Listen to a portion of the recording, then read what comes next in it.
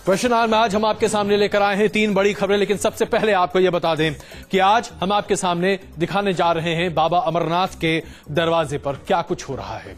अब इस पर चर्चा करेंगे कि आखिरकार कैसे बर्फ लगातार वहां पिघलती चली जा रही है और शिवलिंग का आकार जो कि पहले ही से छोटा होता चला जा रहा था, अब ऐसा लगता है जैसे कि वहां पर शिवलिंग न के बराबर बनता हुआ दिख रहा है। न्यूज नेशन सबसे पहले पहुंचा है बाबा अमरनाथ के द्वार पर और हम आपको दिखाएंगे वहां की सबसे ताजा तरीन तस्वीरें और चर्चा करेंगे इस पर कि आखिरकार वहां क्या हो रहा है। सबसे बड़ा सवाल जो आज हम उठाने जा रहे हैं, क्या ये सिर्फ पर्यावरण के प्रदूषण की वजह से अमरनाथ में शिवलिंग इस तरीके से घटता चला जा रहा है, या यूं कहें अगर इसे हम धर्म और आस्था से जोड़कर कहें तो क्या आज धार्मिक मान्यताएं इस तरीके से विलुप्त हो रही हैं कि हम अपनी प्रकृति से विमुख हो रहे हैं और शायद शंकर जी ये आपको चेतावनी दे रहे हैं कि अब तो कम से कम प्रकृति से खिलवाड़ बंद करो, देखो मुझे क्या हो रहा है। तो ये हम आपके सामने बड़ी खबर और बड़ी चर्चा इस पर भी करेंगे। और तीसरी बड़ी खबर, आखिरकार उत्तराकाशी में जो कुछ हुआ, उत्तराखंड में जो कुछ हुआ वो क्या है? क्या ये कुदरत के साथ खिलवाड़ नहीं है? क्या कुदरत के साथ खिलवाड़ करना भगवान के साथ खिलवाड़ करना बराबर नहीं है? आप उत्तराखंड क्यों जाते हैं, उत्तराकाशी क्यों जाते हैं? वहां पर शंकर जी की आराधना करने के लिए 4 धाम वहां पर हैं और ऐसे में वहां पर क्या स्थिति बनती है? वहां पर जो स्थिति बनती है वो ये कि हमने इतना खिलवाड़ किया है पर्यावरण के साथ, तो शायद आज भगवान भी नाराज हैं। इन तमाम चीजों पर हम चर्चा करेंगे, लेकिन सबसे पहले आइए आपको सीधे दिखाते हैं कि अमरनाथ में शिवलिंग की स्थिति क्या है। न्यूज नेशन का कैमरा सबसे पहले पहुंचा वहां और वहां पर हमने ये पाया कि लगातार अमरनाथ में जो शिवलिंग का आकार है वो घटता चला जा रहा है। चिंता का विषय है, लेकिन इसके बारे में कोई सोच नहीं रहा। देखिए रिपोर्ट।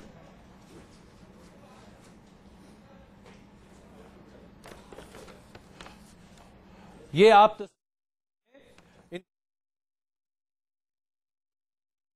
लगातार घटता चला जा रहा है और अगर पिछले सालों के मुकाबले देखा जाए तो अब तक करीब आधे से ज्यादा शिवलिंग पिघल चुका है, जबकि यात्रा शुरू भी नहीं हुई है। 28 तारीख को पहला जत्था निकला है और ऐसा माना जा रहा है कि 8 से 10 लाख लोग इस बार अमरनाथ यात्रा पर निकल रहे हैं। अब 8 से 10 लाख यात्री अगर वहां पर दर्शन करने के लिए पहुंच रहे हैं तो आप इसी बात से सोच सकते हैं कि वहां पर अमरनाथ गुफाओं तक पहुंचने के लिए पूरे रास्ते में इन तमाम लोगों के लिए हर तरह की सुविधा मुहैया कराने के लिए कम से कम इतने ही और लोग भी होंगे। यानी कि जिन जगहों पर, जिन दुर्गम पहाड़ियों पर कोई व्यक्ति नजर भी नहीं आता, वहां अचानक 45-50 दिनों के लिए अगर 20 लाख लोग जमा हो जाएं तो वहां पर्यावरण के साथ खिलवाड़ नहीं होगा तो फिर क्या होगा? यह अपने आप में एक बड़ा सवाल है और इसीलिए अमरनाथ श्राइन बोर्ड और साथ ही साथ जो अमरनाथ यात्रा को अंजाम देने वाले तमाम लोग हैं उनके सामने यह सवाल खड़ा हो रहा है, आप इतनी बड़ी संख्या में लोगों को वहां क्यों जाने दे रहे हैं? वहां पर गुफाओं को काटा जा रहा है, रास्ते में जो पेड़ हैं उन्हें काटा जा रहा है, जिस तरीके से पर्यावरण का संतुलन वहां पर बिगड़ रहा है वो कई सवाल खड़े कर रहा है और इसीलिए शिवलिंग का आकार लगातार कम हो रहा है।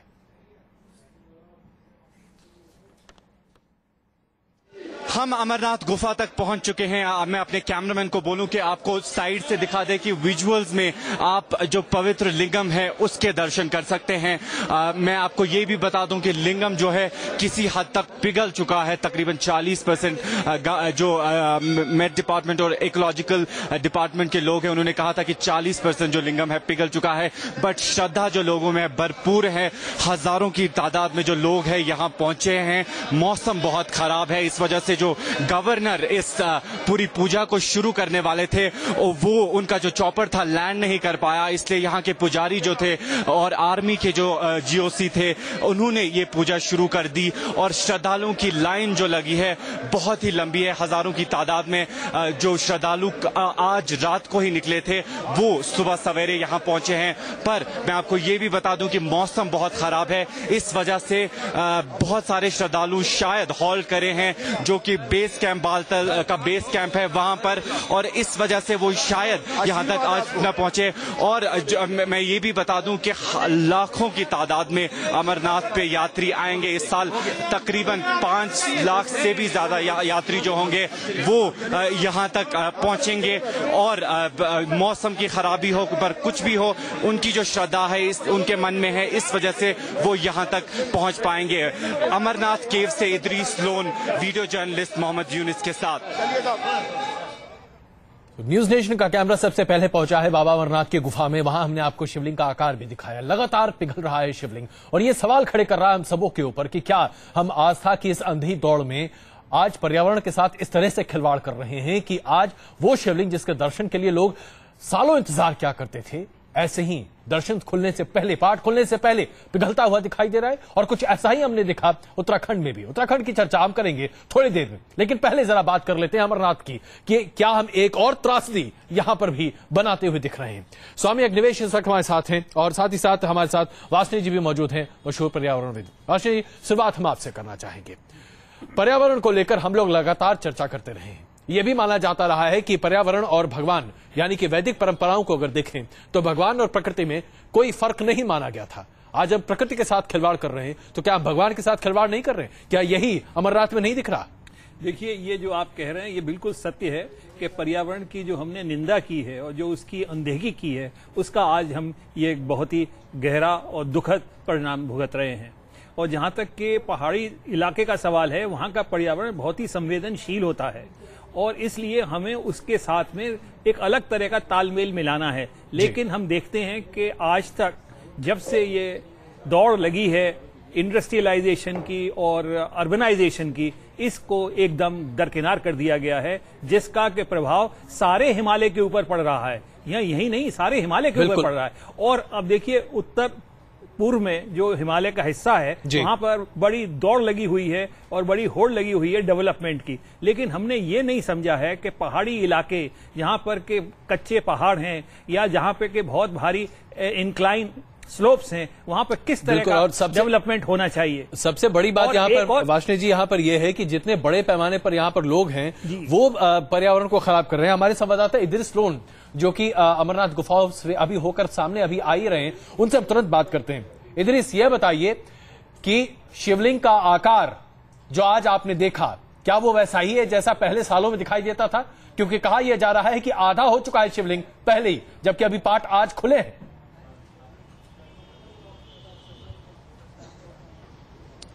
जी बिल्कुल, अगर हम आज की बात करें तो जो शिवलिंग का आकार है वो बदल चुका है। वो 50% तक जो है वो पिघल चुका है ऑलरेडी। और बताया जा रहा है, जो यहाँ पे एक्सपर्ट्स हैं उनका कहना है कि जो 55 दिन जो अमरनाथ यात्रा चलेगी, शायद ही जो आखिरी दिनों में यात्री ऊपर यात्रा के लिए, दर्शन के लिए जाएंगे, उनको वहां पे कुछ दिखाई देगा।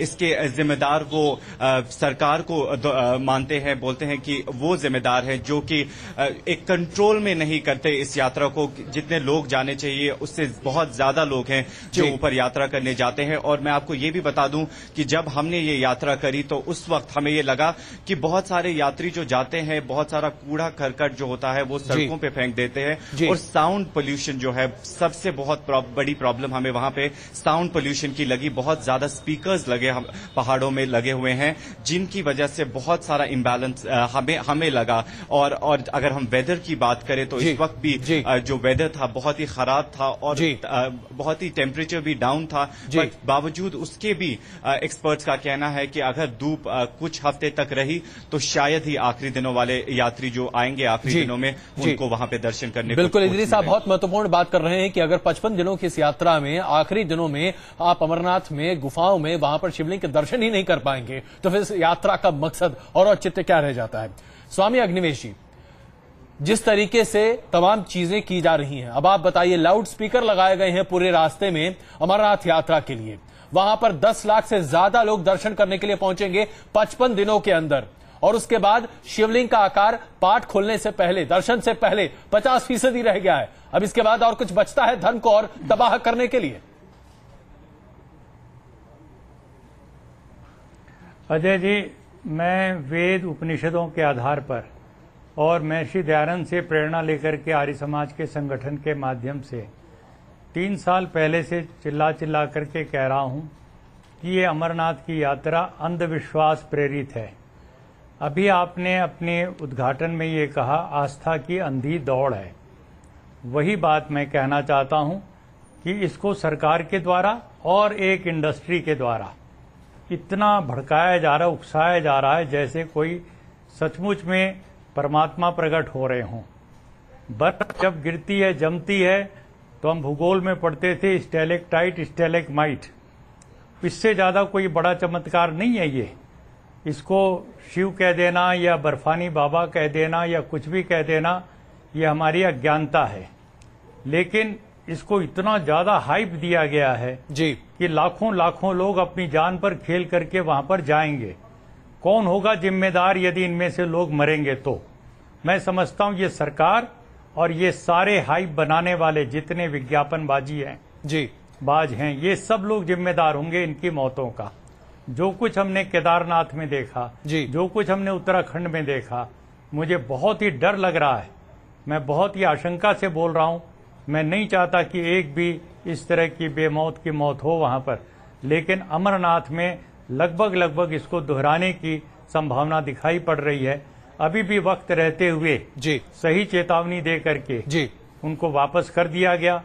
अब यदि गवर्नर का चॉपर लैंड नहीं कर पा रहा है वहां पर, वोरा जी का, जी यदि लैंड करता तो मुझे पूरा विश्वास है कि पहले के गवर्नर लेफ्टिनेंट जनरल सिन्हा जो वहां पर गए जी। अपने चॉपर में बैठकर देखा कि शिव जी तो पिघल गए पूरे, तो वो वापस लौटे हेलीकॉप्टर में और आर्टिफिशियल आइस लेकर के उन्होंने बनाया था।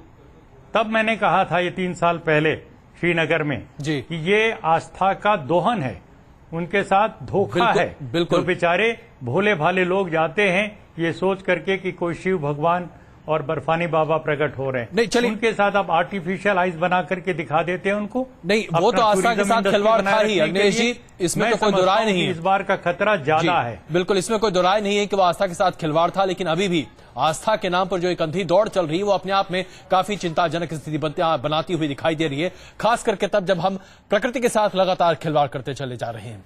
आइए अब एक रिपोर्ट आपके सामने हम पेश करते हैं। हम आपको दिखा रहे हैं कि पिछले सालों में अमरनाथ में गुफाओं में शिवलिंग का जो आकार हुआ करता था उसके मुकाबले इस साल जो आकार है वो कितना कम है और इसकी वजह क्या है। खास करके जो इंतजाम वहां पर किए जा रहे हैं ताकि लाखों लोग वहां पर दर्शन कर सकें, उस इंतजाम की वजह से शिवलिंग का आकार आधा रह गया है। जब इंतजाम की वजह से शिवलिंग का आकार आधा रह गया है तो आप जरा सोचिए, जब लोग वहां पहुंचेंगे तो आप क्या देखेंगे? क्या आप वाकई में शिव जी का दर्शन करेंगे या आप वहां पर एक तरह से प्रकृति के साथ हर किसी का मौखौल उड़ाते हुए दिखेंगे? देखिए रिपोर्ट। 40% पिघला शिवलिंग।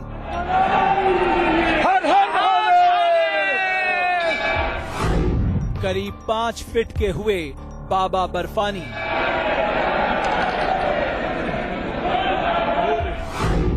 क्या जल्दी अंतर्ध्यान हो जाएंगे बाबा?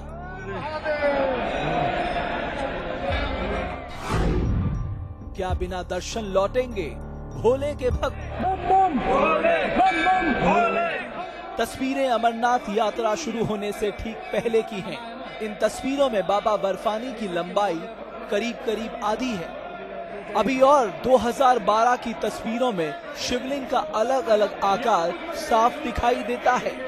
2012 में बाबा बर्फानी करीब 12 फुट के थे, अभी ये घटकर आधे रह गए हैं। 2 मिनट। शिवलिंग की बदली रूपरेखा ने सबको हैरत में डाल दिया है।